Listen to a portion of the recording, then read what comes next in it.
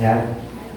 Okay, umpisahan ko po Maraming mga Kristiyano, maraming tao nagsasabi sila yung mga Diyos. Maraming mga tao na nagsasabi sila ay may ugnayan na sa Diyos. Pero ang tanong dito, totoo mo ba talagang tinanggap siya sa Kristo o nireject mo lang siya sa buhay mo? Yun ang makikita natin na talagang katotohanan na kung saan tayo po ay talagang pinanahanan talaga ng kaligtasan na mula sa ating Panginoong Jesucristo. Okay, isahan po natin. Sa pasimulan po ng salita, yan po yung unang-unang dapat natin matutunan. Hindi po yung ganda o laki ng church mo, hindi yung ganda o yung ano man yung mga bagay na nakikita mo inside your church o kung ano yung mga bagay na nakasanayan mo from the past. Hindi po yun yung basihan para sabihin po natin tinanggap ko si Jesucristo sa buhay ko. Kaya nga, ang lahat ng bagay nito ay may kinalaman sa mga bagay nito. Pag-umpisahan po natin, the beginnings by Gospel's writer. Tingnan po natin kung paano po nila pinasimulan yung kanilang pagkakilala sa ating Panginoon. At tingnan din natin ngayon kung mabuo na ba talaga sa puso ninyo yung pagkakilala nyo sa pamamagitan ni Kristo, sa pamamagitan ng mga naisulat o sa Gospel ng ating Panginoon. Ayan. Okay. Nandiyan po ba kayo? Medyo natawa lang ako ng konti kasi may bagay akong nakita na medyo baligtad din. Okay. Praise God. Thank you for the happiness, Lord. Okay. Beginnings by Gospel's writer. Kay Mateo, sabi niya po dito, Matthew begins with Abraham presenting Christ as the King of the Jews. Ano yung pinakilala ni Matthew sa pamamagitan ng kanyang mga sulat na si Jesus po yung hari ng mga Hudyo. Tingnan po natin para makita po natin yung pasulat. Mark begin with John the Baptist presenting Christ as the lowly servant. Pinakita naman po dito na about yung kay John the Baptist, na pinakilala ni John the Baptist, ito po si Kristo na bilang lingkod na napakababa. Amen? Amen. Luke begins with the manger, presenting Christ as the Son of Man, yung kapanganakan po ni Jesus, na siya po yung hinihintay na sanggol sa sapsapan na magiging tagapagligtas ng buong sandaigdigan. John begins at the beginning, presenting Christ as the Son of God, na siya po yung anak ng kataas-taasang Diyos. Ngayon, bago po tayo mag-umpisa talaga sa totoong aral natin, ikaw, paano na pasimulan sa iyo yung salita ng Diyos na pagkakakilala mo dito kay Jesucristo? Pag hindi mo alam yung bagay na yun, I tell you, mayroong malaking problema ngayon sa buhay mo. Kasi alam niyo, marami pong mga tao po lunod sa mga bagay na kung saan pang-tao lang. Amen. Mga bagay na pang-sanlibutan lamang. At hindi po talaga may kaugnayan sa mga bagay sa Espiritu na ipinagaloob sa atin ni Jesucristo. Kaya hindi niyo pong nakita, nagkalat po yung mga sekta, iba-iba, ang dami, nakakalito, hindi mo na alam kung ano totoo.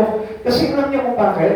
Because the truth will be found in here. Amen. Dito natin matatagpuan talaga ang katotohanan. Amen. Kaya without the letters or without the gospel, without the words of God, ang mangyayari po dito, hindi mo talaga makikilala si Jesucristo sa buhay mo. Kaya nga, kapag walang usapan tungkol sa video, walang usapan tungkol sa Bible, ang ibig sabihin niya, medyo delikado na po yan. Amen. Kaya kailangan po, lagi tayo may hawak ng Biblia at lagi tayo nagbabasa ng Biblia. How did the word react to the coming of the Son of God? Tingnan po natin dito. Ngayon, kung titignan po natin, ikaw mismo, tayo mismo na nandito ngayon, ano po ba yung reaction natin nang dumating si Kristo sa buhay po natin? Yan. Kaya kanina, sinasabi ko po sa inyo, there is changes sa happen. Amen. Kapag tinanggap mo na si Jesus sa buhay mo, masaya ka na kapag nakakapakinig ka ng salita ng Diyos. Kapag nakakapakinig ka ng salita ng Diyos, nakakapag-worship ka, nakakatalo ka ng fellowship, nag-iiba yung iyong reaksyon. Ano yun ang yung reaksyon na nararamdaman mo? Yung parang buhay na buhay si Jesucristo sa puso mo. Yan yung mga bagay na dapat na maramdaman po natin sa buhay po natin. Para ma-distinguish po natin if I receive Christ Jesus or I reject Him. Tignan po natin mabuti po yung bagay na yan.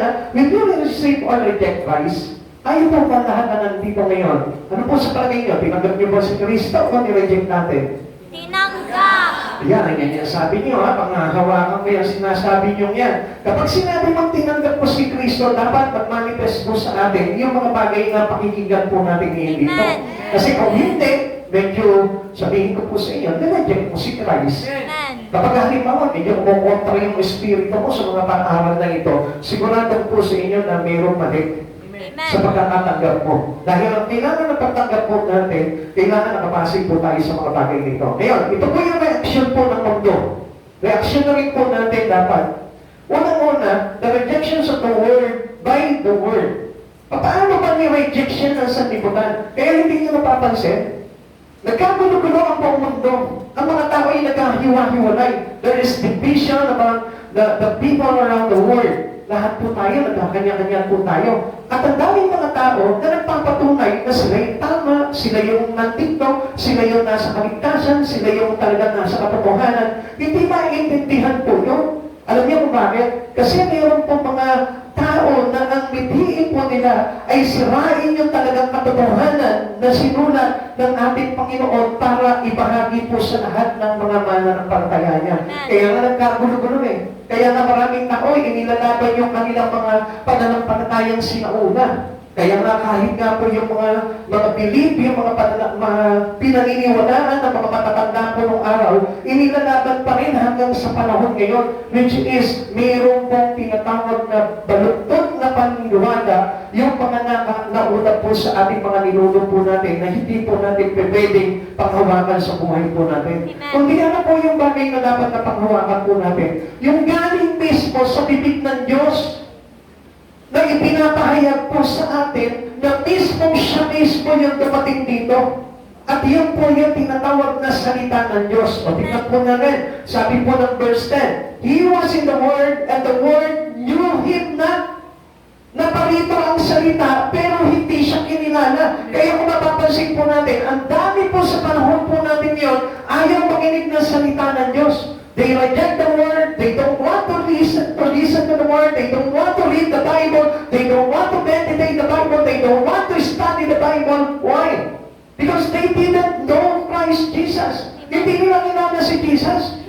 Bakit ko pag-aaralan ng Bible? Eh, hindi naman si Jesus yan. Yun ang sinasabi ng iba.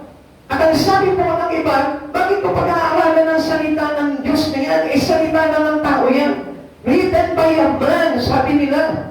At hindi yan galing sa Diyos. Hindi nila maintindihan kasi hindi po nila talaga tinanggap si Jesus sa buhay po nila. But if you receive Christ Jesus, you receive everything in Him. You receive the Spirit of Jesus, and you receive the knowledge that coming from Him. You receive the wisdom, knowledge, and understanding.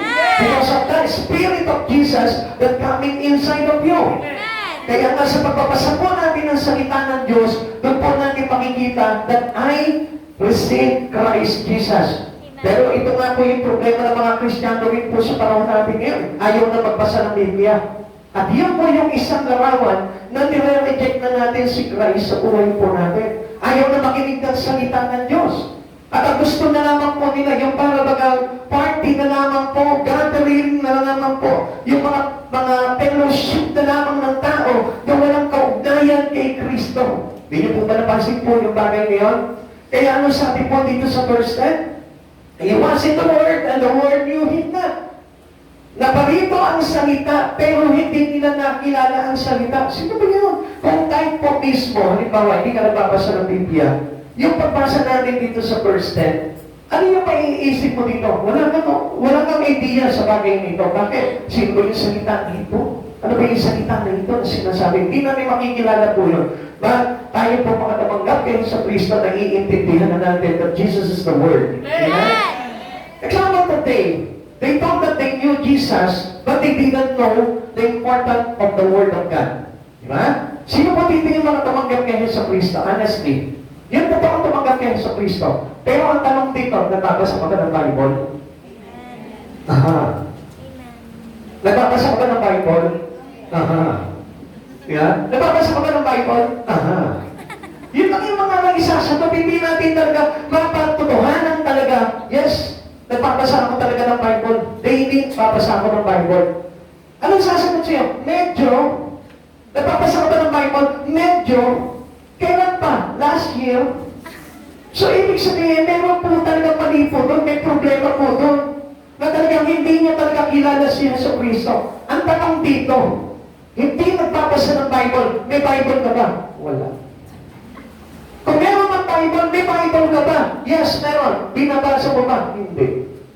Yung ang malaking problema na tayo po mismo, nire-reject natin yung words of God. Kaya nga hindi matanggap-tanggap talaga yung katotohanan eh. Kaya ang pinanghahawakan pa rin po natin, yung the all pattern ng buhay po natin. Amen. Na kung saan, sanay lamang po tayo sa kaligawan ng mundo, na sanay lamang po tayo sa sariling gusto ng puso natin. Amen. Na iniharapan dapat natin kahit na makikita mo na pagka against the word of God, still ginagawa pa rin natin yun. So doon pa lang makikita na natin that we reject Christ in our life. Kapag yung buhay natin umuupo sa salita ng Diyos, ibig sabihin niya, we rejecting Christ. Naku, pastor, medyo yung buhay ko, medyo napupunta na para sa rejection. Amen? Nakikita niyo po yung bagay na yun? Amen. Kaya lang dapat natin maintindihan na tayo, pag na dumarating yung salita ng Diyos, yuyuko ka na lang. Kaya nga may salitang amen eh. Amen to accept the truth about Christ Jesus. Amen. Kaya yun po yung dapat panawagan natin. John chapter 1 verse 10. Unawain po natin mabuti. Ano po? Dumating ang salita sa sanlibutan, ngunit hindi siya na kinilala ng sanlibutan ito na nilikha sa pamamagitan niya. Okay. Tatanungin kita, sino may likha sa iyo? Sino may likha sa iyo? Sino may likha sa iyo? Ang Diyos, syempre. Amen? Amen. Okay, sino may likha sa iyo? Ano mo unang-unang papasok sa puso mo? Diyos, syempre. E bakit ang sabi po dito, John chapter 1 verse 10, dumating ang salita sa sanlibutan. Ngunit hindi siya kinilala ng sanlibutan ito, ngunit hindi siya kinilala ng sanlibutan ito na nilikha sa pamamagitan niya. So, meaning, dito pala makikita mo na yung sinasabi mo palang Diyos na may likha sa iyo, ito palang salita. Amen. Nakita niyo, napansin niyo po? Amen. Na ayaw mong basahin. Na ayaw mong dalhin. Na ayaw mong pag-aralan. Na ayaw mong pinupuksan. Naintindihan mo natin? Amen. Siya yun eh. Siya yung naparito na dahil sa Kanya, nalikha ang lahat ng bagay. Nalikha ang buhay po natin. Many people reject Christ. Why? Bakit po? Because no interest to the world. Parang sinasabi natin, tagal ko naman si Jesus sa buhay ko. Actually, He is my personal Savior. Sinasabi natin po, yun, directly into our mouth. Sinasabi natin, pinunod ko si Kristo sa buhay ko. Pero bakit sarado na ang tenga mo? Bakit kung minsan ayaw mo lang pakinggan yung words of God? Bakit kung minsan nag-iinis ka kapag ka naririnig mo kay pastor yun? Bakit kung minsan kapag ka may nagsishare doon sa kanto, ni hindi ka man na makapag-stay ng 5 minuto at pakinggan yung salita ng Diyos? Nangyari na po ba sa inyo? Yung meron po nagpipreach, tapos narinig mo ngayon na pahintuhan, medyo pinakinggan mo yung salita ng Lord. Yung nagkaroon ka ng interest, ano nga pakinggan mo, ayaw mong pinipreach dito. Nangyari na po ba sa inyo? Amen. Hindi ba? Hindi niyo pinansin? Nangyari. Hindi niyo pinansin? Sino po dito yung nakakapakinig ng street preaching dyan po sa mga kanto tapos hindi niyo pinansin? Wala, sino dyan pa sa ako, dyan sa mga kanto.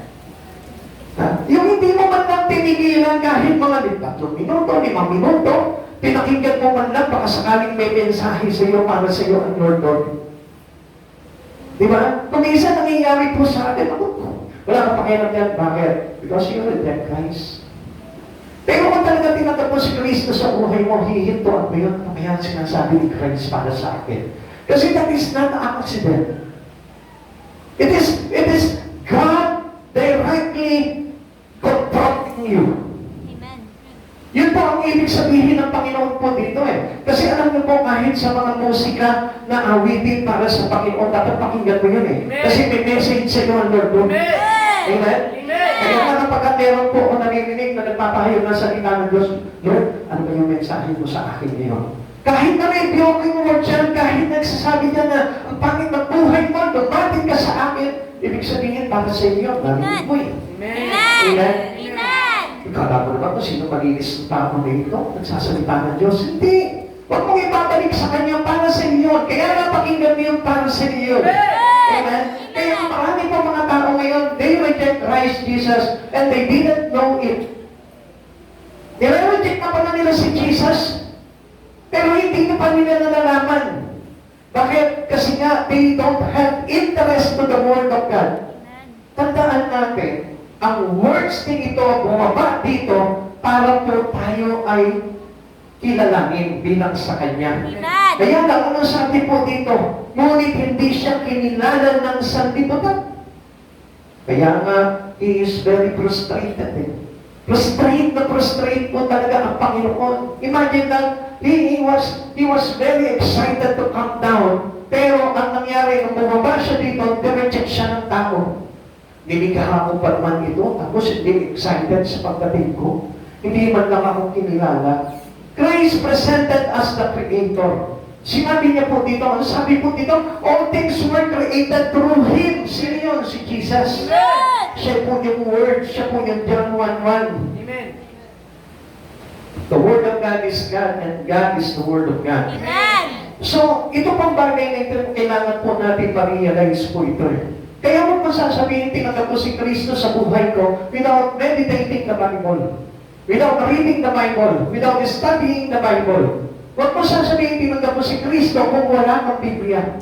Huwag mo sasabihin, ikaw ay tumanggap na kay Hesus Kristo kung ikaw hanggang ngayon hindi mo pa nababasa ang Biblia. Amen. Kaya nga, I tell you the truth, ang Diyos po mismo ang lumikha sa atin para na sa ganon, masangkapan po tayo ng Espiritu mula sa lumikha sa atin at paano po mangyayari yun sa pamamagitan ng kanyang salita. Amen. Sabi po ng John chapter 1 verse 3, nilikha ang lahat ng bagay sa pamamagitan niya at walang anumang nilikha ng hindi sa pamamagitan niya.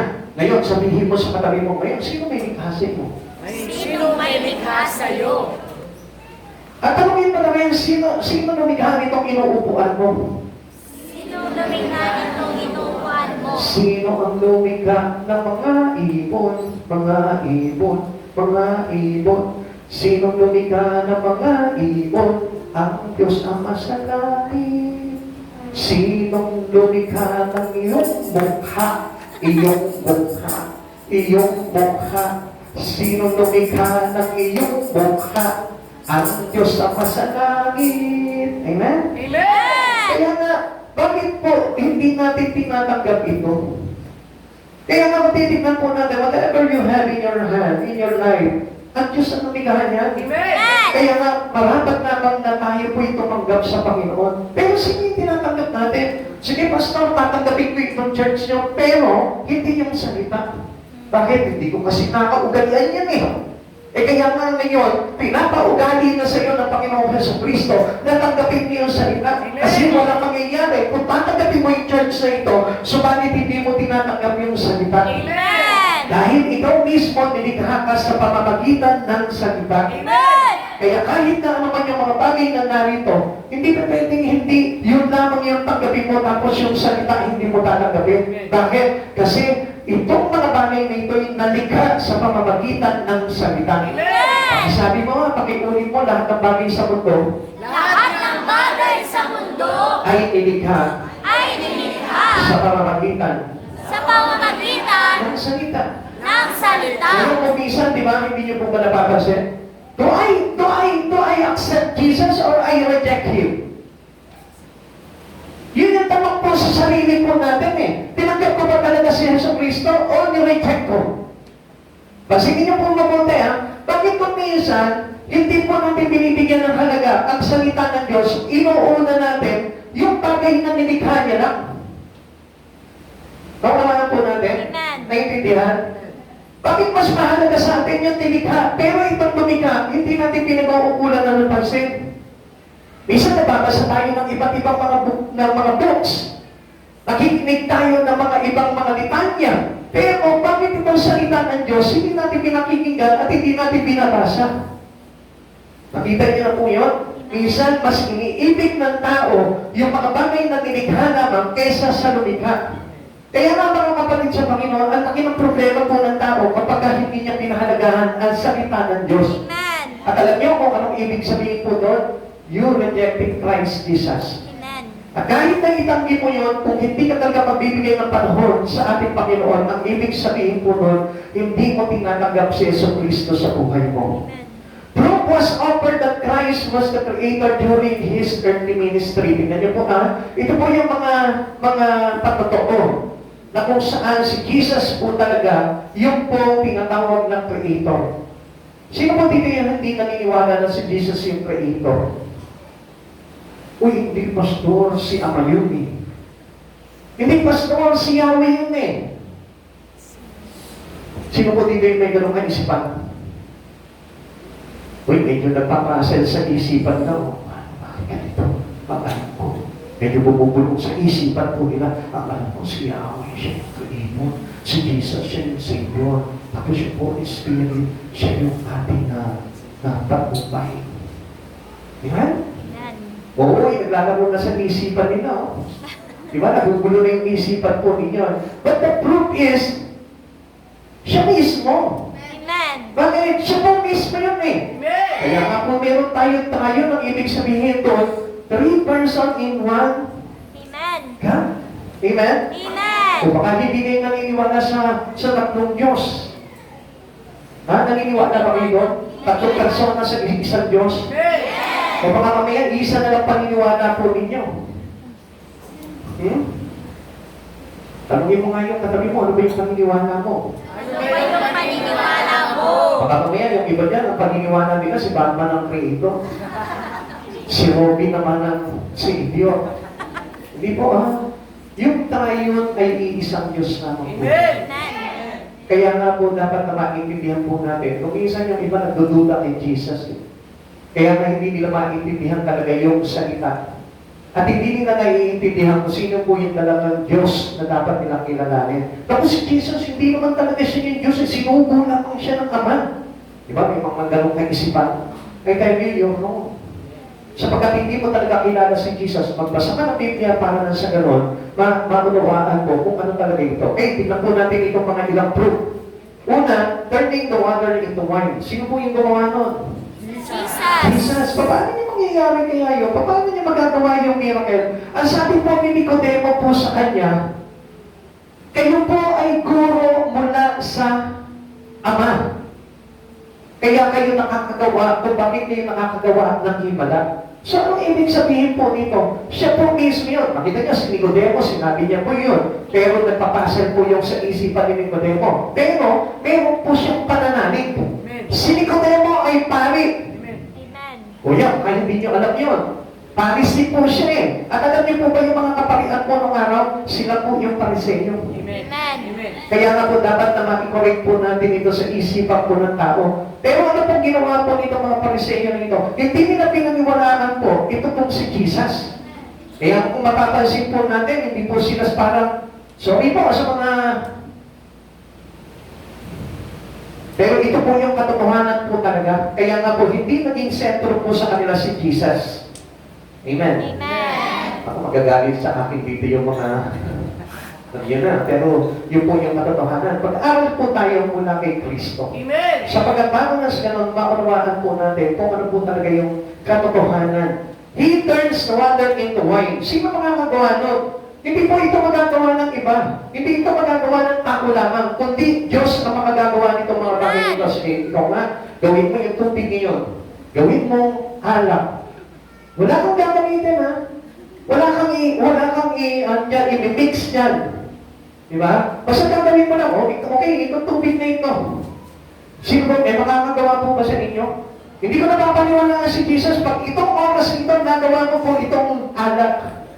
Hindi, mahirap Kasi ang may gawa nito, ang nakakagawa nito, yung may likha naman po. And then, titignan din po natin, that Jesus walking on the water. Siya naman po yung nakalakad sa ibabaw ng tubig, pero na po may mga tricks. Di ba? Kasi ginagawa po ng mga magician po ngayon yan sa pamamagitan ng mga tricks, pero hindi po nila magagaya po yan. Raising the dead, mas lalo na po ito. Papatay po ako ngayon ng isa dito. Buhayin ninyo. Pwede po kayo. Pakipatayin mo yung katabi mo ngayon. Tignan natin kung sino makakabuhay sa atin dyan. Di ba? Unless na ito po'y kinasihan ng Panginoong Hesus Kristo, mabubuhay po niya. Amen. Amen. We all know that, kung titignan po natin, ito po dito, yung tubig is unmanageable po yan. Amen. Amen. Amen. Hindi natin, pwede mo ba maiayos yung tubig? Pwede mo ba, halimbawa, iukurpa kita ganito tubig? Hindi ba, malabo, ano? Kaya nga, unmanageable, ibig sabihin yan, hindi natin makokontrol po yan. Amen. Pero, bakit na-control ni Jesus? Bakit yung malaking alon, kinontrol niya? Ang sabi niya, uy, tumahimik ka. Sabi niya gano'n, kumalma ka. Kumalma naman po yung tubig, ano? Samantalang tayo, pinapakalma na tayo, kalma. Ayaw bang kumalma? Buti ba yung tubig na pakalma ni Jesus? Ikaw na nilikha niya rin, ayaw kumalma. Amen? Nanitignan niyo? Amen. Yung kapag nawawala ka na, nakakalimutan mo na si Jesus sa buhay mo. Kapag nagagalit ka na, nakakalimutan mo si Jesus sa buhay mo. Ibig sabihin niyo, there is no manifestation of the Spirit of Christ Jesus in you. Buti pa yung tubig na pakalma niya. Yung bagyo na payapa niya. Buti pa yung malaking alon na kontrol niya. Amen. Amen. Tanungin mo nga yung katabi niya, ikaw ba talaga? Hindi ka makokontrol ni Christ. Ito talaga, hindi ka makukontrol ni Christ. Alam niyo kung anong problema? Because you reject Christ eh. Pero kung hindi mo nire-reject si Kristo sa buhay mo, makokontrol ka rin. Amen. Matututunan ka rin, mamamanage ka rin ni Jesus. Amen. Kaya hindi manage ni Jesus yung buhay natin. There is no changes happen in you. Alam niyo kung bakit? Because you rejected Christ Jesus. Pero once na tinanggap mo talaga si Jesus sa buhay mo, tinanggap mo yung salita ng Diyos, tinanggap mo siya bilang tagapagligtas, tinanggap mo siya bilang creator ng buhay mo, tinanggap mo siya bilang deliverer ng buhay mo, I tell you, He can manage everything in you. Amen. Kaya nga, ang daming tao, bakit ganito? Gulo ng buhay, ang gulo ng ganito, ang gulo ng ganito. Alam niyo, kaya hindi ma-manage. Try mo magpabago sa Diyos. Amen. Yun lamang ang sagot po mo. Amen. Naintindihan mo natin. Amen. Marami po kasi sa atin dito, still, rejecting Christ. Kapag hindi naayos ng Diyos yung buhay mo, hindi na kontrol ni Jesus yung buhay mo, I tell you the truth, you rejected Christ. Dahil sa isang lang tayong kontrolin ng Diyos sa buhay mo, pag sinabi niyang pumayapa ka, papayapa ka agad. Pag sinabi niyang kumalma ka, kakalma ka agad. Amen? Amen. Sabihin mo sa katabi mo, kalma. Huwag mo kong bigyan ng dahilan. Ay, may bigyan mo, maganda yun eh. Nga, kailangan matuto tayo kumalma. Pag sinabi ni Jesus, be still know that I am God. Ha? Tumayo ka lang dyan. Tatanggapin mo si Kristo sa buhay mo. Amen. Huwag kang maging aligaga, huwag kang maging balisa, huwag kang maging matatakutin. Amen. Basta sabihin mo sa Lord, Lord, control me. Amen. Ang tanong dyan, nakokontrol ka na ba ni Jesus? Amen. Amen. Ano na naman sagot niyan? Aha. Pagpamanado na ba ng Diyos sa buhay mo? Aha. Hindi amen na masabi eh. Ano sinasabi? Aha. Diba? Kasi bakit? He is doubted. Ibig sabihin may pag-aalinlangan siya doon sa pag-arrange, paghahari ni Jesus sa buhay niya, kaya hindi makontrol ni Jesus yung buhay niya. Nagbibigay na nga ng proof si Jesus sa buhay mo, pero still, ayaw mo pa rin tanggapin na siya yung totoong kailangan natin sa buhay po natin at hindi yung anumang bagay. Ang sabi niya gano'n, still the word that rejected you. Nakita na natin itong mga himala na ito, nabasa natin yung mga himala, pero hindi pa rin natin pinaniwalaan. Parang ang sinasabi natin, naku, ang Bible, fairy tales lang yan. Alamat lamang yan, sulat lang ng tao yan, na ayaw pa rin paniwalaan. Hindi sila naniniwala na binuhay ni Jesus, ito po ang si Lazaro. Hindi siya naniniwala na binigyan niya ng paningin, binalik niya yung paningin nito pong si Bartimeo. Hindi siya naniniwala na nahati ni Moises yung dagat. Hindi siya naniniwala na si Abraham gumawa ng barko. Hindi pa naniniwala? Ha? Hindi mo kayo naniniwala kasi hindi man si Abraham ang gumawa ng barko. Si Noah. Amen? Nakita nyo? Doon pa lang nahuli na kayo na hindi kayo nakikinig. Kaya nga, we must accept the words of God in your life.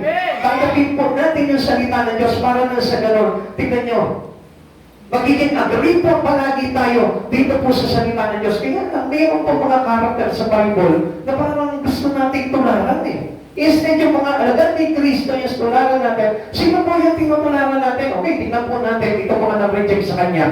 Herod was too busy with lust and greed to accept Him. Ano po yung pinukusap po ni Herodes? Yung kanyang kasakiman. Ano yung pinukusap niya? Yung kanyang mga pinag-iimputan. Amen? Amen. Kaya mga minsan, di ba?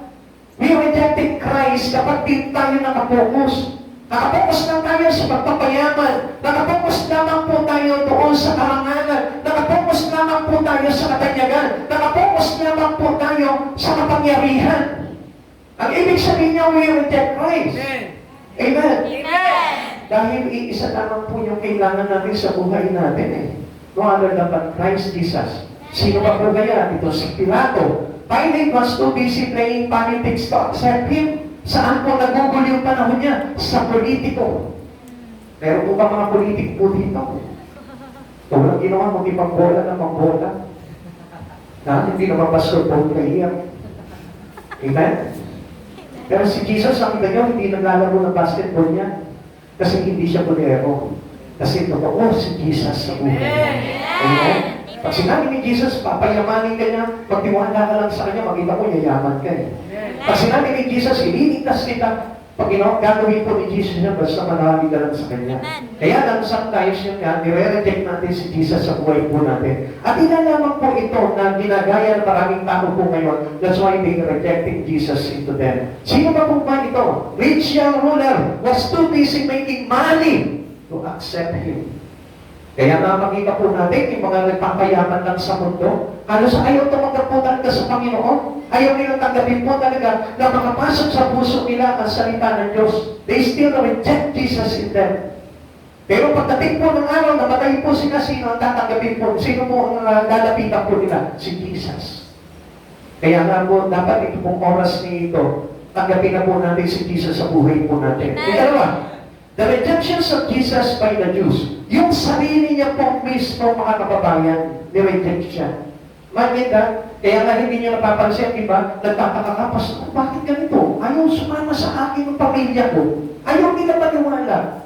Because Jesus is still, ganun din po eh. Si Jesus po mismo ni-reject eh. Kaya nga hindi ka magtataka kung ikaw mismo nandito ka, pero rejected sa'yo si Jesus. Minsan we belong to the Jacob family, pero still, you reject Jesus in your life. Di niyo po ba napapansin? Bakit? Kasi iba yung pinapukusan natin. Ano yung pinapukusan natin? Yung bulong ng demonyo sa'yo. Instead na yung bulong ng kaligtasan mo namin, Jesus, yun yung dapat na ating pakinggan. To be a part of the family of Jesus. Pero ang ginagawa natin, ibang pamilya yung pinupuntahan natin, ibang pamilya yung ating kinikilala sa buhay po natin. And which family is this? The family of Satan. Yung sinasabi sa'yo, enjoy the word. Di ba? Di niyo po ba napapansin yun? Habang bata ka, sabi gano'n, enjoy mo yung mundo. Gawin mo na lahat ng bagay. Mali. That was wrong. Kaya nanangip sa isipan ng mga tao, ng mga kabataan, I must enjoy the word. No. Enjoy the words of God. Not the word. Yun yung dapat na i-enjoy natin. Dahil pagdating ng araw na hindi mo in-enjoy itong salita ng Diyos, dito pa lang, I tell you, magsasuffer ka ng todo doon sa impyerno. Kaya nga ano sabi ng Lord po sa atin, grow now, grow later. Di ba na mag-suffer ka ngayon? Di ba nang hindi mo magawa yung mga trend ng mga kabataan, hindi mo magawa yung mga kalalasyon ginagawa ng mga kabataan. Basta ang importante, maging payapa ang buhay mo pagdating ng araw sa buhay ng mga kabataan. And you must be the family of Christ Jesus. You must be a part of Jesus Christ's family. Hindi yung pamilya ni Satan. Reject the family of Satan. Sapagkat yung pamilya ni Satan, hahanakin ka sa impyerno. Pero yung pamilya ni Jesus, hahanakin ka doon sa kanyang kaharian. Amen. Listen to me, people of God. If you are belong to the family of God, makikita mo yung kaayusan sa buhay. Itong oras na ito, habang nakikinig ka ng salita ng Diyos, makikita mo, there is peace in your mind. Amen? Pero kapag halimbawa, makikita mo na nakikinig ka nga ng salita ng Diyos, pero naguguluhan yung isipan mo, nagugulabot yung puso mo, nalilito yung isipan mo, at parang kung ano-ano yung pumapasok sa isipan mo, I tell you, you are not still belong to the Christ family. Ganun lamang po, simple po yun. Kaya nga yung pamilya ng Diyos mismo, ni-reject siya. The Diyos itself reject Jesus. Kaya mga kapatid sa Panginoon, kung papansin po natin kung talagang ikaw belong ka kay Christ Jesus, if you accept Jesus and you are now the children of the Christ, gusto ko malaman mo, itong oras dito, hindi magulo isipan mo. Tanungin mo yung katabi mo ngayon, magulo ba isipan mo? Magulo ba isipan mo? Sino ba iniisip mo ngayon? Siyempre, nasa tahanan ka ng Diyos, dapat ang iniisip mo ang Lord, si Jesus. If you really accept Jesus, siya yung tibok ng puso mo. Kaya nga mayroong pintig ng puso ay walang iba kundi si Yesu Cristo. Pero kung iba yung pinipintig ng puso mo dyan, halimbawa, Roma, siya yung laging naman ang isipan mo, I tell you, nilalason ka ng ibang pamilya. Amen? Kung halimbawa, nandito ka ngayon, ang isipan mo, pera, pagkita, sayang ang kita, sayang ang... Yeah. I tell you, you belong not to the family of Jesus. Kaya nga dapat itong oras nito, you are here on the family of Christ Jesus. Dapat ang laman ng isip mo si Jesus. Amen. Hindi yung kahalayan ng mundo, hindi yung kalaswaan ng mundo, kundi dapat itong pagkakataon na ito, nakaharap ka sa ating Ama, nakaharap tayo sa ating tagapagligtas, dapat siya naman yung tinitipok ngayon ng puso mo. Amen? You cannot bother any trouble in your heart. Hindi ka dapat na maguluhan doon sa mga bagay ngayon. Hanggang ngayon, yung problema pa rin ang iniisip mo. Alam mo ba yung problema na yan? Yan yung nahatak sa'yo sa impyerno. Talaga, Pastor, problema ko talaga yung mapapabayad ko. Then, see you on Lord. I am not going to see you in hell. I'm just making kaway-kaway na lang sa'yo. Amen? Sabihin ko sana, see you on hell. Go away. Yun ha. Amen? Kakawayan na lang kita. Sabihin mo sa katabi mo, sige, pag namang problema kami itong oras na ito, magkawayan na lang tayo. Amen? Sino dito yung isipan niya, naguguluhan ngayon, nalilito? Ha? Meron ba? Siyempre, hindi kayo aamin. Pero pag uwi nyo na naman bahay, ano na naman yan? Matulog na tayo pang-bayad bukas. Kaya nga mga kapatid sa Panginoon, if you are belong to the family of God, hindi mo siya i-reject ngayong oras na ito. If you want to be a part of His kingdom, of His home, of His house there, gusto ko malaman mo, dapat nakafocus ka ngayon sa salita ng ating Panginoon. John chapter 1 verse 11. Pumunta siya sa kanyang bayan, ngunit hindi siya tinanggap ng sarili niyang kababayan. Bakit ganito ito? Parang halimbawa nagpe-preach ngayon, ipinapahayag yung salita ng Diyos, nagpunta ka dito, pero hindi mo naman tinatanggap talaga yung salita ng Diyos. Diba? Masyadong napakapangit po tingnan po ito, no? Anong ginagawa mo dito samantalang this place is the place to share the gospel of God? Amen. So, ibig sabihin, kapag ikaw yun naman ang isipan mo ngayon, halimbawa, yan, may nakikita na ang mga nag-iisip ang mata. Sabihin mo, kalma. Yeah. Sabihin mo sa katabi mo, kalma ka muna. Jesus is in control. Yan. Naniniwala ka ba kontrolado ka ng katabi mo? Ha? Hindi lang katabi mo ni Jesus. Amen ka ba? Pag kinontrol ka ng katabi mo, delikado ka. Amen. Naniniwala ka ba kontrolado ka ngayon ni Jesus? Amen. O sabihin mo sa katabi mo, kalma. Okay, sabi po dito, di ba? Nagpunta tayo dito to accept the words of God. But the Jews, ano po dito, they reject po nila ito po si Jesus. Kaya nga, Jesus left the Nazareth where He was rejected and dwelt in Capernaum where He was accepted. Kaya nga doon sa Capernaum, doon po siya nakagawa ng maraming himala. Kaya kung mapapansin po natin, if you really accept Jesus in your life, many miracles will happen into your life. Amen. Kaya paano mo sasabihin ako, ang hirap ng buhay ko eh? Paano mo sasabihin, may karamdaman ako eh? Paano mo sasabihin, ang gulo ng buhay ko eh? Paano mo sasabihin, ang gulo ng pamilya ko eh? No, you belong to a peaceful family. You belong to Jesus. Kaya hindi mo pa pwede sabihin that your family was in trouble. Amen. Ha? Naku, meron pa mga ganyang Kristiyano. Pastor, gulo ng pamilya namin eh. Ba't hindi gulo yung pamilya mo? Eh, nandun ka na focus ka sa pamilya mo.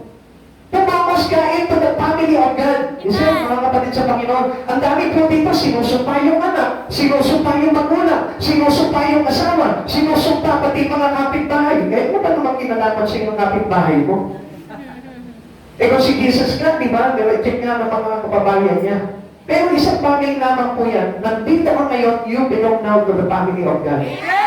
Kaya nga, hindi ka parang at ease eh. Alam niyo po ba kung bakit parang hindi ka at ease sa ating Panginoon Yeso Cristo? Bakit? Kasi nga, ibang pamilya yung humahatak sa iyo. Amen? Amen. Amen? Amen na, nagkagulo na yung mga bata. Oh. Naintindihan niyo? Amen. Ganun po yun. Dapat nga po, your mind was on peace. Dahil ano sabi ng Lord? The peace of the Lord surpasses all understanding.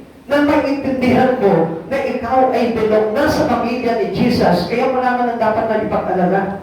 Kung halimbawa naguguluhan ka pa sa takbo ng pamumuhay mo, hindi mo na dapat maguluhan yung isipan mo dahil ano sabi dito, binigyan ka na ngayon, tumating ka na doon sa kaunawaan, buong ng kapayapaan na galing kay Yeso Cristo. Amen.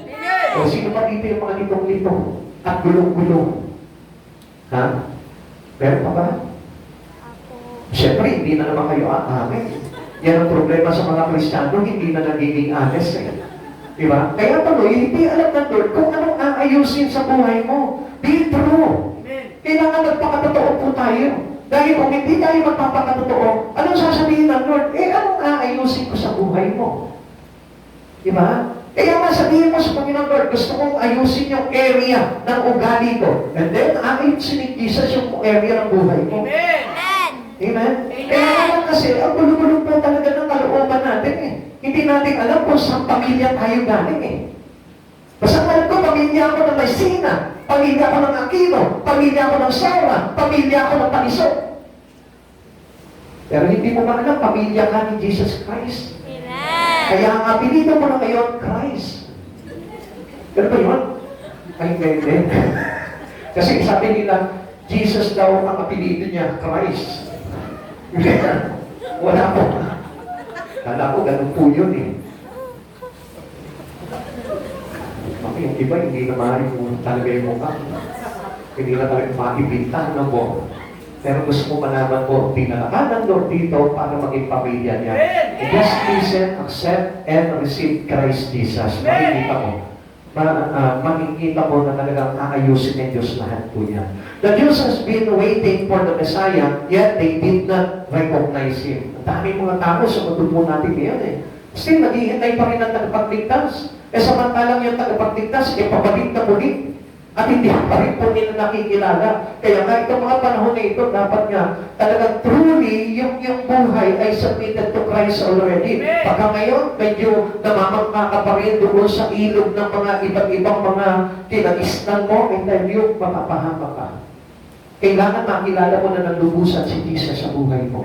At wala na dapat pag-aalinlangan kay Kristo sapagkat si Jesus ay muli ng babalik. At kailangan na po natin talaga maging sure tayo sa puso po natin that Jesus is our Savior that we will waiting for. Ano sabi po dito? The headless prophet had announced that He would come. Muling babalik po ang ating Panginoon. Darating ang Panginoon tagapagligtas po natin. So, tingnan niyo po ito, sa kanila, sa parte po nila, paparating pa lang, hinihintay pa lang nila.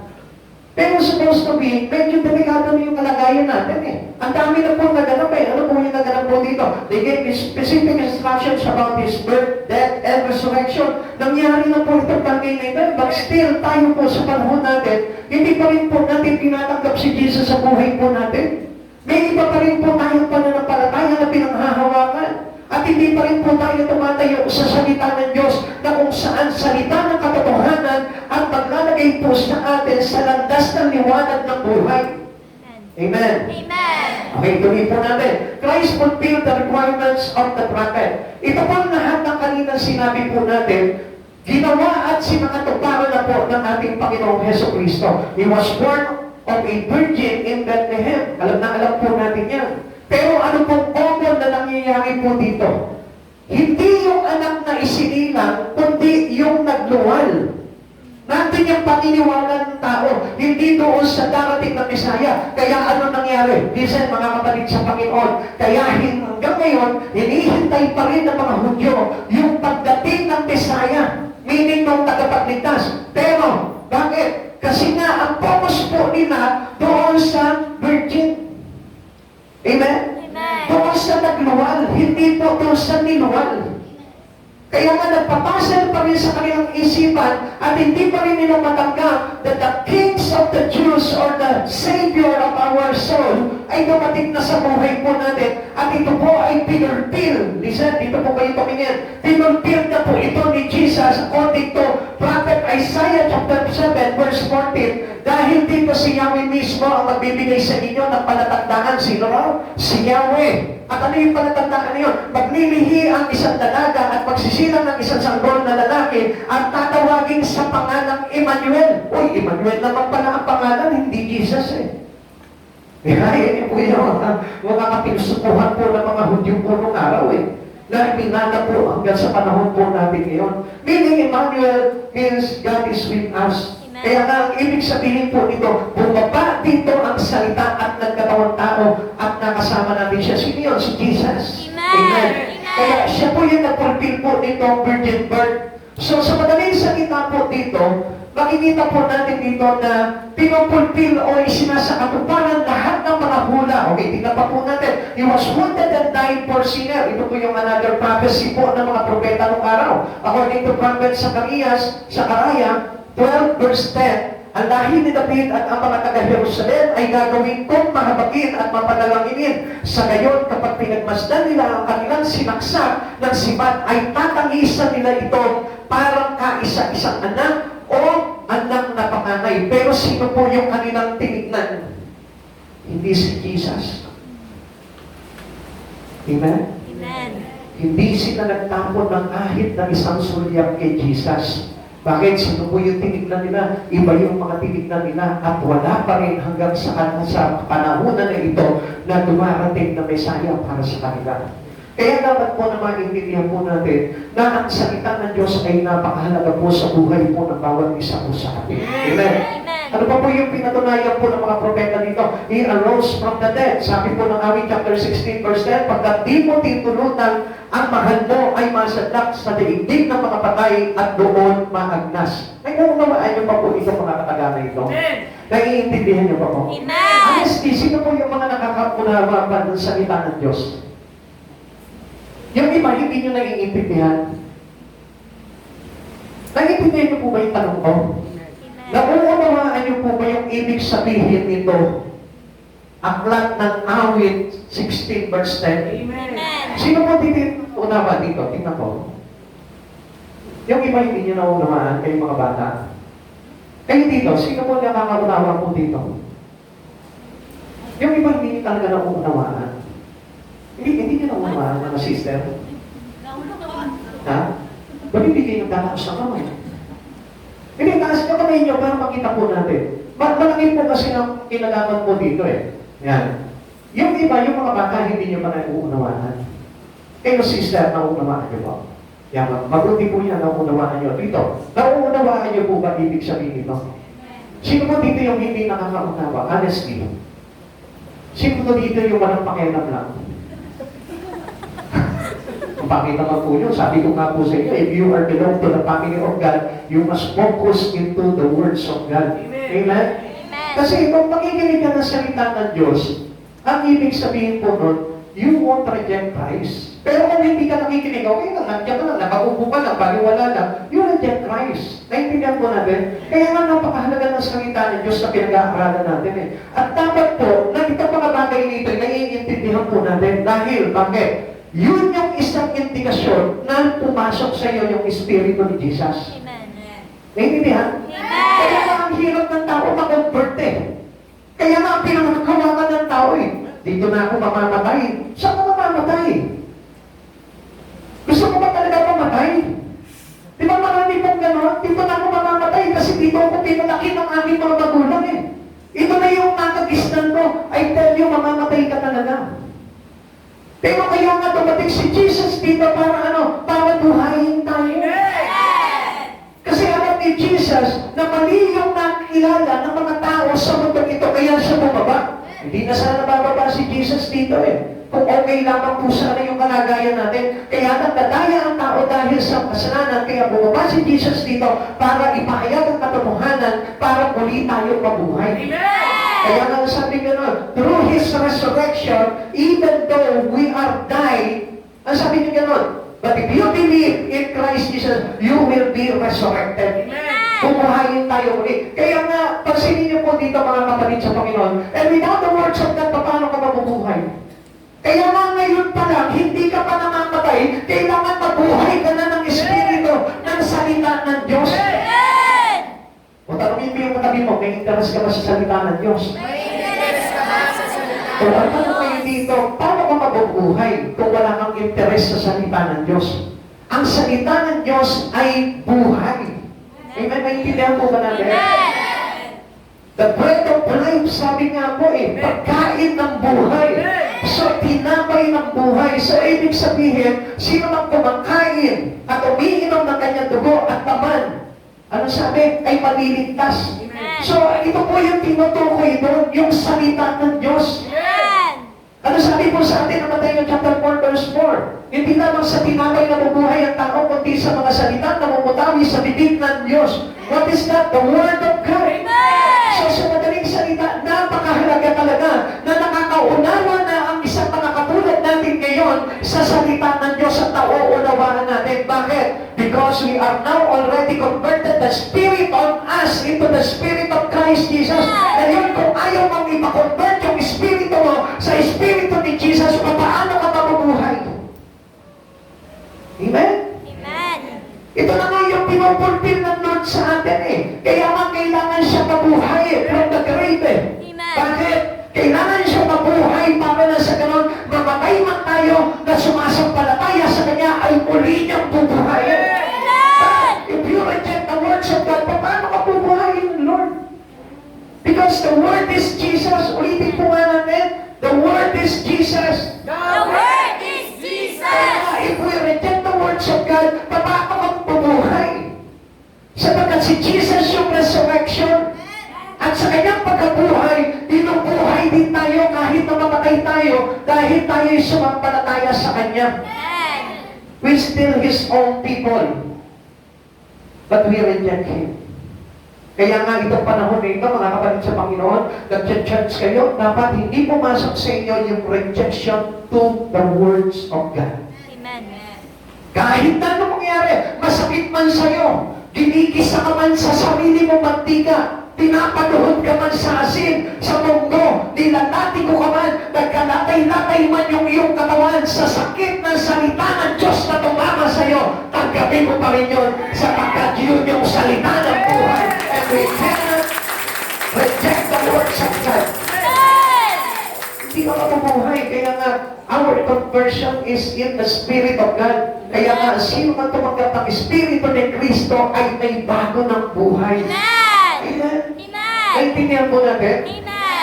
Kaya nga sabi ni Nicodemo paano kami maipapanganak muli? Believe, sabi po ni Jesus kay Nicodemo. Kaya nga mga kapatid sa Panginoon, paano tayo magiging pamilya ng Diyos kung nananalig at tinatanggap mo si Jesus sa buhay? Kaya nga sa oras nito, kahit na malabo sa iyo, tanggapin mo si Jesucristo sa buhay mo. Huwag mong ilaban yung dating pananampalataya mo sapagkat you must be born again. Amen! Born again! Naku, hindi na ako magbabago ng reliyon ko. Ang pakialam natin sa reliyon. Sabi ko nga po sa inyo, hindi yung reliyon na mainam, hindi yung reliyon na makakapagligtas sa tao. Ano? Yung conversion. Amen! Kaya nga, sabi po sa atin ng salita ng Diyos, greater is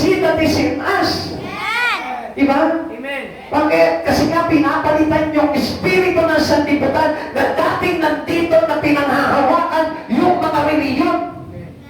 Amen? Kasi ginagapos yung mga kamay po natin ng mga pansanlibutan bagay lang eh. At alam niyo po ba yung religion is only on the flesh. Kaya nga gusto po ng tao po yung religion eh. Bakit? That was only from the flesh. Pero ano po ba yung salita ng Diyos? It is Spirit. Amen.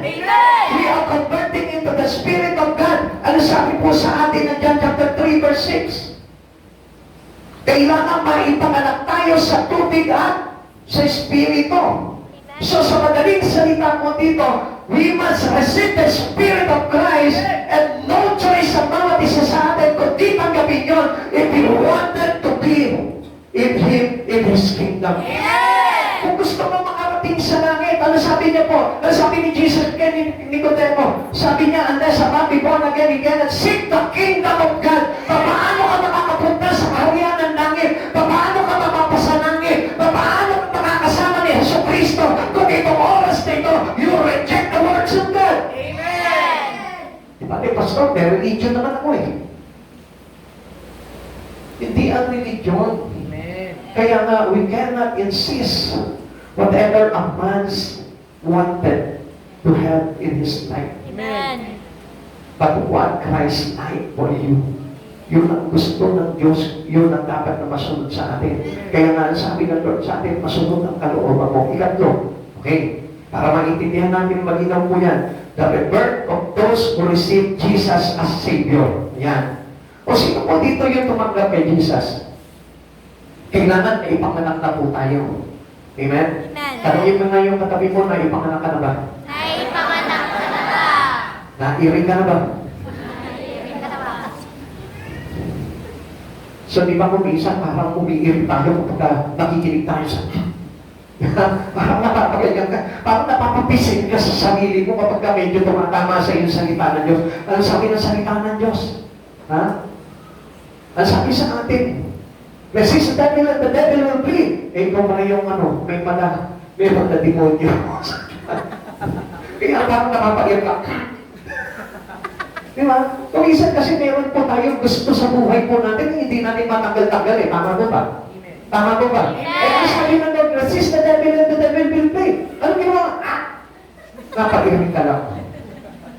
Kaya tuloy, hindi ka maipanganak sa Espiritu. Pag sinabi ng Biblia, pag sinabi ng salita ng Diyos, you must do it. Amen? Kasi doon tayo hinuhulma talaga ng Panginoon eh. Doon tayo sinishape up ng Panginoon para maipanganak po tayo. Naintindihan po natin? Amen. Kaya yung kapanganakan po ng mga tao, yun po yung pagtanggap natin kay Jesus. Sabi po ng 1 verse 12 to 13. Subalit ang lahat na tumanggap at sumampalataya sa Kanya binigyan ng niya ng karapatan maging mga anak ng Diyos. Sila ay naging mga anak ng Diyos, hindi dahil isininang sila ayon sa kalikasan o kagustuhan ng kagagawan ng tao, kundi ayon sa kalooban ng Diyos. Kundi sa kalooban ng Diyos. Amen. Not what you like, kundi yung gusto ng Diyos ang kailangan. Amen? Amen. Sabihin mo na nga sa katabi ko, hindi yung gusto mo. Hindi yung gusto mo.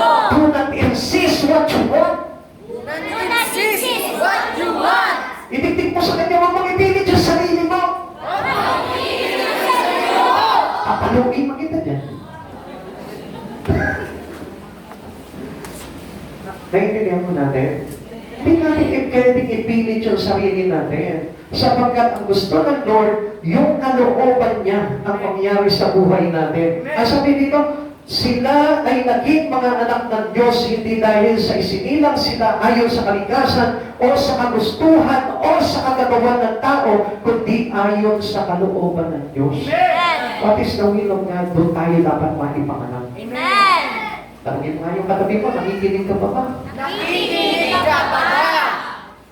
Pag hindi ka nakikinig, ready ka na ba? Kamo. Tanungin mo siya, kung hindi ka nakikinig sa oras nito, ready ka na ba? Handa ka na ba? Ha? Ready ka na ba? Kanina napanood niyo po yung last video na share po doon. Tinablat po ba kayo? Sino yung nakapanood ng last video po doon na share ko sa GC? Naku, kukunti na naman. Ito yung problema ko po talaga sa GC. Ang dami na natin sa GC, pero parang hindi lahat nanonood eh. Kayo, sino nagpanood sa inyo nun? Yung last video about hell. Magandang bata pa. Sabi ko na nga eh, paano tayo maliligtas niyan? Alin yung bantayan, yung mga bagay na pinapakita sa atin ng Lord. Dito, sino yung makapanood nun? Kayo din, hindi nyo napanood. Hindi. Yung may last video natin, yung about hell. Hindi, may bagong set Ha? yata. Ha? Wala, hindi ko ba na-share doon yung about hell? Uy, na-share ko yun eh. Uy, halata o hindi nanonood. Hindi nyo napanood? Hindi? Hindi nyo napanood? Sino nakicheck na? Ako, nahablangan yata ako ng kaaway doon ha. Meron. Tingin nyo, nakakata kayo. Kasi binibilang ko yung nagsisin eh. Iilan na lang eh. Di ba?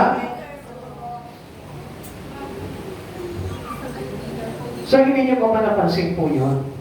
Tingnan niyo po, sabi niya gano'n, ngayon pa lang dapat paalalahanan mo na. May kaibigan ka na hindi mo pa nasasabihan about sa impyerno, sabihan mo na siya. Ngayon, tanungin mo yung katabi mo.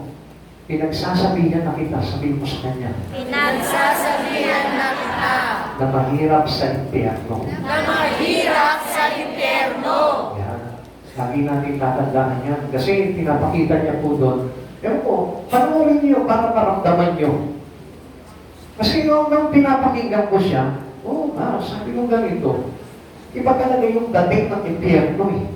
Diba? Sabi ko, Lord, hindi ako para din sa impyerno eh. Bakit? Pagbukas pa lang ng tuwan, nakamoy na agad yung mga nabubulok na lalaman. Doon pa lang, di ba? Medyo nga maarte tayo eh. Maka ka lang ng di ba? Sabi, natiri. Pagdating sa impyerno, nagtatagpisaw ka dito sa kasalanan, nag-i-enjoy ka sa kalayawan ng mundo, hindi ka nang didiri. Samantalang mas mabaho yung kakaroon mo doon sa impyerno. Di ba? Pag nakatapak ka dito nung, sasabihin, ay, yak! Di ba? Pero kapag hindi mo tinatanggap si Jesus sa buhay mo, hindi ka napapayak. Kapag hindi ka nag-church, hindi ka napapayak. Kapag hindi ka nagbabasa ng Bible, hindi ka napapayak. Samantalang ang baho ng mararamdaman po natin doon. Amen? Naiintindihan nyo? Panoorin niya para maramdaman niyo po. Kung gaano po talaga yung sinabi po ng lalaki niya doon sa kaibigan niya, sabi niya gano'n. Kung halimbawa, meron kang kaibigan na hindi ka sinabihan ng ganito, baka mamaya sabihin sa'yo, bakit hindi mo ako pinaalalahanan nung nabubuhay pa ako? Kaya nga hanggat nabubuhay pa yung katabi mo, pagsabihan mo na. Sige, sabihin mo sa kanya, sa katabi mo ngayon. Hindi nyo alam kung sasabihin mo. Ha? Sabihin mo sa kanya, iwasan mo ang lugar ng impyerno. Ulitin mo sa kanya, kung wala kang katabi, sabihin mo sa sarili mo, iwasan ko ang lugar ng impyerno. Ngayon, tatanungin ko po kayo, magkakaroon ka ba ng kaligtasan kung hindi ka susunod sa kalooban niya sa Kristo? Hindi, ano? Magkakaroon ka ba ng kaligtasan kung hindi ka magbabasa ng Biblia? Hindi po. Oo, may nagsasabi dyan, Pastor, maliligtas ako kahit hindi ako nagbabasa ng Biblia. Wala mo na ako eh. Hello? Gusto ko po na malaman po ninyo, may mga paraan para maunawaan mo ang salita ng Diyos. Kaya itong oras pa lang na ito, kung ayaw mo, kung nandidiri ka sa mga mababaho, nandidiri ka sa mga marurumi, ngayon pa lamang, linisin mo na ang buhay mo. At sa paanong paraan, tanggapin mo si Yeso Cristo. Sabi niyo, but as many as receive Him, to them He gave the right to become children of God, to those who believe in His name. Sino man tumanggap at manampalataya sa Kanya ay pinagkalooban ng karapatan na maging anak ng Diyos. Jews and Gentiles can receive Him kahit na sino ka ba. Saan ka galing? Katoliko? Saan ka galing? Iglesia ni Cristo? Saan ka galing? Muslim? Saan ka galing? Islam? Saan ka galing? Buddhism? Kahit na saan lumalog ka pagaling, kailangan tanggapin mo at kilalanin mo si Kristo sa buhay mo. Kung hindi ka maliligtas.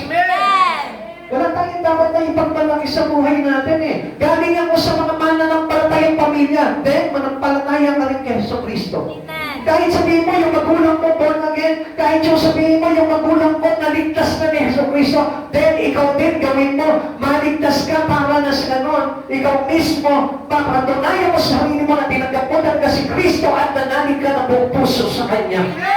Sabi dito, whosoever will may come. Sino man lumapit sa Kanya. Kaya nga mga kapatid sa Panginoon, kaya nga nagtayo ng isang simbahan para sa katotohanan, para tayo ay makilala ng Diyos na lumalapit sa Kanya. Kaya nga, nandito ka na, ayaw mo pang pakinggan ng salita ng Diyos. Nandito ka na, ayaw mo pang manampalataya sa salita ng Diyos. Parang hindi mo kilala na si Jesus at yung salita ay iisa. Kaya nga ang sabi dito ang Verbo ay nagkatawang tao. The Word become flesh. So sa madaling salita, si Jesus yung tinutukoy ngayon. Kaya nga walang pag-aalinlangan na kailangan basahin ang Biblia, kailangan isa puso ang Biblia, kailangan ipabuhay ang Biblia para magkaroon tayo ng kaligtasan. Yun ang paglapit natin sa Panginoon.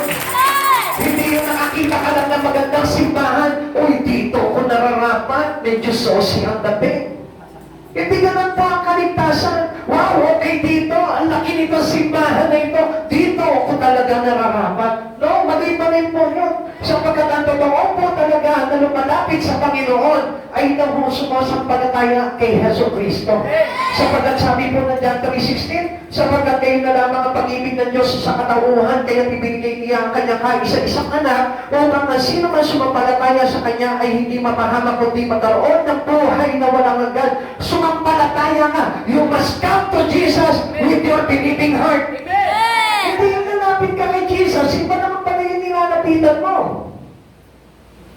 Kaya nga sabi ko nga po sa inyo, make sure na yung church na inaatinan nyo, walang ibang ino-offer kundi si Jesus lang. Amen. Baka mamaya ka lang, kaya ka lang nagcha-church doon dahil mayroong pogi doon ang crush mo. Kaya ka lang nagcha-church doon dahil free from all. Yung church na yon, hindi ka binatawanan, hindi ka sinusupil, hindi ka tinuturuan ng mga bagay na matuwid at kabanalan, kaya nagugustuhan mo. But then, gusto ko po na malaman po ninyo, ang sino man lumalapit kay Kristo Jesus ay nagpapanibagong buhay. Amen. Yun yung pagsampalataya sa Diyos. Hindi lang nananalig ako sa iyo, Panginoong Yesu Kristo. Asan yung buong puso? Asan yung buong isip? Asan yung buong kaluluwa? Asan yung buong lakas? Dahil sumampalataya ka sa Panginoon ng buong buo. Hindi ng buong salita lamang. Amen. Sapagkat ang sino man sumasampalataya ay lumalapit kay Heso Kristo. Kaya hindi ka na mapipigilan sa mga bagay kay Kristo at ilalaban mo na yung mga bagay na yun kahit na anong dumaan na bagyo sa buhay mo, kahit na anong pagsubok, kahit na anong kahirapan, kahit na anong handang sa buhay mo, uunahin mo yung paglapit mo kay Heso Kristo sapagkat whoever believes in Him shall not be perished but has eternal life. Chapter 6 verse 37, lalapit sa akin ang lahat ng ibinigay sa akin ng Ama at hindi ko itataboy kailanman ang sino man lumalapit sa akin. Sino yung lumalapit sa Kanya? Yung tumatanggap ng salita. Sino yung lumalapit sa Kanya? Yung naniniwala sa salita. Sino yung lumalapit sa Kanya? Yung nababago ang buhay niya ng salita ng katotohanan na si Kristo Jesus ang Panginoon. How to come to Him? By following Him, by following His Word, and by following His Spirit. Amen. Amen. Asan po? Doon yung religion? Wala. Amen. Kundi yung tinutukoy ng Lord dito, following Him. Jesus Himself, siya yung ating susundin. His Word, yung salita ng Diyos na magpapabago ng buhay ng tao. His will, yung pagtupad sa kalooban ng Diyos to have the common Spirit of God, of Jesus in you. Paano po magiging common yung Espiritu mo at yung Espiritu ng Jesus kung hindi ka susunod sa kalooban ng Jesus? Kung ang sinusunod mo lang yung kagustuhan mo, ito yung gusto ko, ikaw yung namimili, let God choose for you. Amen.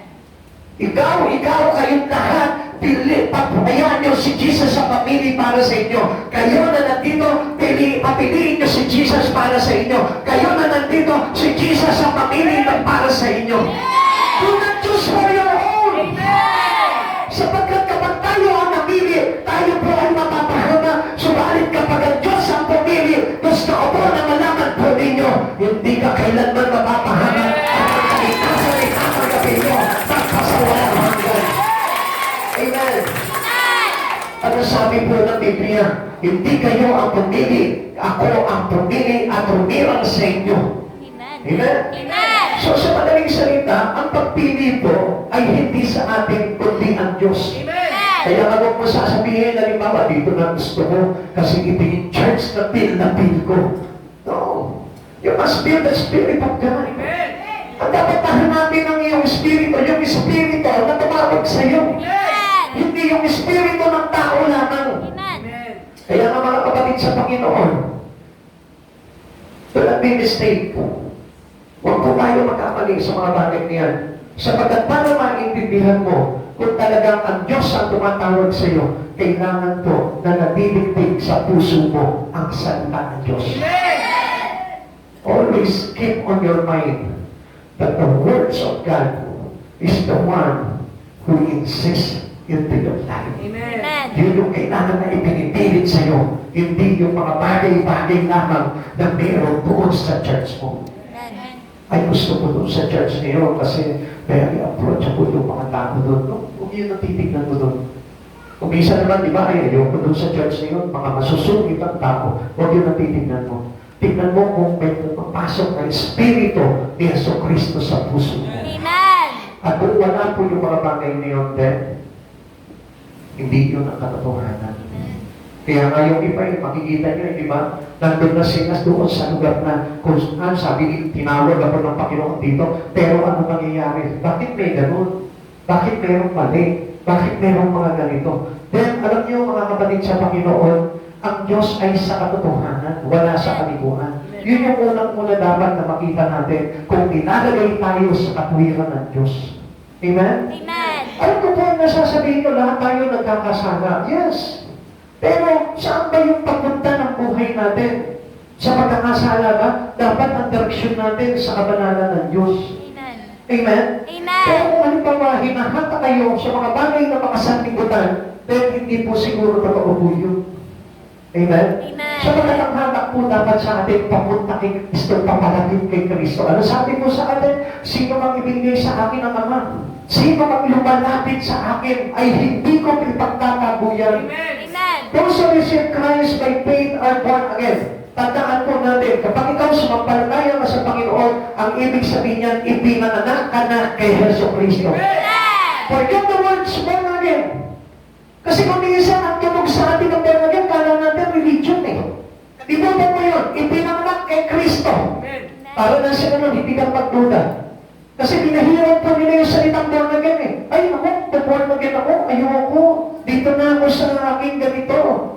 Mga kapatid sa Panginoon, hindi po pwede. Kailangan piliin mo talaga yung maipanganak ka kay Jesucristo or else, hindi ka makakarating sa kaharian ng Diyos. Amen. Ulitin po natin yung sinabi po ni Jesus kay Nicodemo, unless a man be born again. Maliban na ang tao ay pinanganak na muli, hindi siya paghaharian ng Diyos. Amen. Amen. Amen. Kaya nga sa oras nito, kung feel na feel mo na yung salita ng Diyos, ibig sabihin yan, ipinapanganak ka na sa Espiritu ni Jesucristo. Kung nararamdaman mo na tumatagos sa puso mo, yung salita ni Kristo, ang ibig sabihin yan, ipinapanganak ka na sa Espiritu ni Jesucristo. Tapos mo na hindi po yung inaakala nyo na, uy, sa born again, may ganun-ganun eh. Sa born again, ang liliganig nila, sayaw sila na sayaw eh. Hindi po yun ang basihan po doon. Ang basihan doon kung nakakapasok sa iyo yung salita ni Jesucristo. Tanungin mo sa iyo katabi mo sa oras na ito. Kailangan, sabihin mo sa Kanya, bago pa matapos ang gawain ito, Pero ng salita ni Jesucristo na tumatak sa puso mo, Meron sa salita ni Jesucristo na tumatak sa puso mo. yun yung pagpapanganak sa atin sa Panginoong Jesucristo. Pero kung paglabas mo nito, wala lahat, erase lahat, deleted lahat sa isip, sa puso mo, I tell you, paano ka magpapanganak kay Kristo. Amen. Those who receive Christ are born into God's family. And now, doon po tayo ibibilang ng Diyos sa pamilya ng ating Panginoon. John chapter 1 verse 13, sila ay naging mga anak ng Diyos, hindi dahil sa isinilang sila ayon sa kalikasan o sa kagustuhan o sa kalagawan ng tao, kundi ayon sa kalooban ng Diyos. Huwag kang mamimili. Amen. Dinala ka ngayon ng Diyos dito sa oras na ito. Ang ibig sabihin niyan, gusto ka nang ipanganak ni Jesus sa Espiritu. Amen. Amen. Amen. Pakisabi mo, tahasan na. Bago tayo matapos dito, sabihin mo, ang Diyos ang nagdala sa iyo dito. Ang Diyos ang nagdala sa iyo dito. Kailangan ka Kailangan ka maipanganak maipanganak sa Espiritu ni Jesucristo. Espiritu nito. Naintindihan po natin, to receive Jesus is to continuing to come to Jesus. Amen. Huwag kang titigil. Sapagkat tingnan na mahalaga yung salita ng Diyos ay talagang maitanim sa puso ng bawat isa sa atin. Meron po kami mga Biblia. Amen. Pwede po ba na itaas niyo yung mga Biblia niyo? If you are willing to be born in the Spirit of Christ Jesus, yan. Kung yung mga katabi mo na walang Biblia, before that, open your Bible. Sige, i-open nyo lang yung Biblia ninyo. Itaas, itaas. Yan, itaas. Tingnan mo yung mga katabi mo na walang hawak na Biblia. Sharean mo sila mamaya, ha? Ha? Nakita mo na kung sino yung mga walang hawak na Biblia dyan? Ha? Uy, makinig din. Mahalaga po ito. Yan. Huwag mong bibitawan yung pahina na yan na binuksan mo. Oh, huwag mo muna tingnan. Mamaya na. Madaya kayo eh. Kinaalam niyo agad eh. Ha? Yung katabi mo na walang Bible, the same page. Mamaya, okay, papaliwanag ko. If you want to receive and be born in the Spirit of God, sabihin mo sa oras dito, habang nakataas ang Biblia no, Panginoong Jesus, Panginoong Jesus, pasukin mo ako pasukin mo ako ng iyong salita. ng iyong salita. Gusto ko Gusto ko na maipanganak ako na may panganak sa Espiritu mo sa Espiritu upang pagdating ng araw, upang pagdating ng makapasok ako makapasok ako sa kaharian mo. sa kaharian mo. Then, iligid mo sa dibdib mo. In Jesus' name. In Jesus' name, Sa pangalan ni Jesus. sa pangalan ni Jesus. Tapos kung meron ka mga tabi na meron na walang Biblia, idigit mo rin sa dibdib niya. Come on, huwag mahiya. Kahit magalit siya. Kahit magalit siya, idigit mo sa dibdib niya. Huwag mong isasama yung Biblia. Come on. Mga kapatid sa Panginoon, galaw. That was an instruction of God to us. Nahihiya ka, nakatakot ka sa katabi mo dahil hindi mo kilala. Then, huwag mong isipin yun. Sapagkat kailangan ng mga tao talaga na receive po nila si Jesus sa buhay po nila. Come on.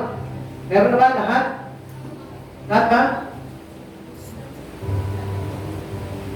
Sige, huwag kayong mga natakot. Ba't kayo natatakot? You share the gospel of God.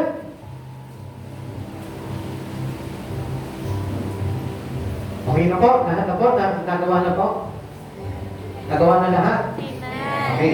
Lagyan nyo ng mark po yan, binuksan yung Biblia. And then, pag uwi nyo ng bahay, basahin nyo po yan. Makikita nyo, mayroong nakatagpuin sa inyo ang Panginoon. Amen. Kung okay na po lahat, tayo po natin magsitayo. You must receive Christ and not to reject Him.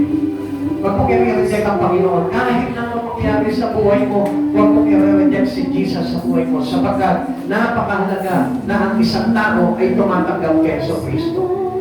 Si Jesus na yung kailangan ng bawat isa sa buhay natin.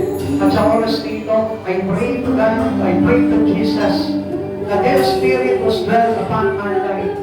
That His Spirit is dwell upon our heart. Hinihiling ko sa Panginoon sa sandali na ito, na pagalihan tayo ng kanyang banal na salita,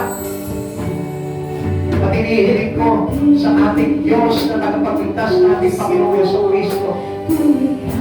Tayo ay lubusang maipanganak sa Espiritu ng ating Diyos na tagapagligtas na Panginoong Jesucristo. Sa bawat sandali, sigaw na ng langit. Let us give praise to the Lord our God. Because it's so good. Mula ngayon For the Lord of giving us the Lord. ay lahat na Tayo po lahat ay kapuri sa Panginoon. Hallelujah. Thank you, Lord.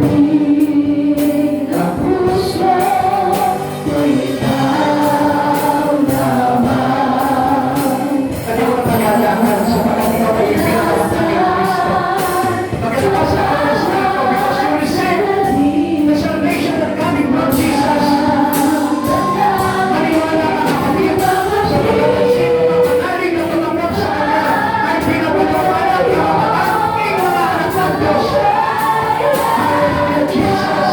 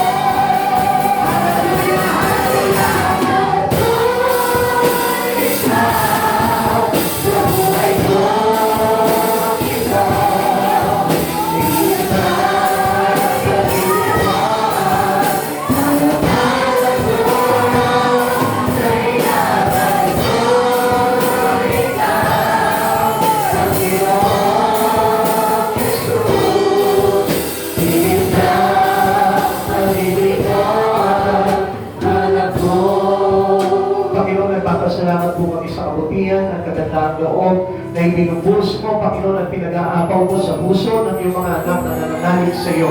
Panginoon, nahiyaan mo, Lord, na mangyari, Panginoon, na kami maipanganak po muli sa Espiritu mo, Panginoon, sa pagkatalat namin. Doon lamang, Panginoon, magkakaroon ng paghahari sa amin ang aming Panginoong Jesucristo upang kami pagkariyan sa buhay na walang hanggan. Panginoon, maraming salamat po, Lord. I-break ko po sa aming mga isipan ang mga maling bagay, Panginoon, at buksan mo po kami lahat sa katotohanan, O God, upang makalaya kami, Panginoon, sa sumpa ng mga nakadaraan, O God, na pinangahawakang mali, Panginoon, kung bakit, Panginoon, Lord, dinala mo kami sa lugar na ito, Lord, upang na sa ganon, buksan kami sa katotohanan mula kay Kristo. Sabi mo, Panginoon, you will know the truth and the truth will set us free, O God. Maraming salamat sa katotohanan ito, Panginoon, ay pinayag mo sa amin, O God.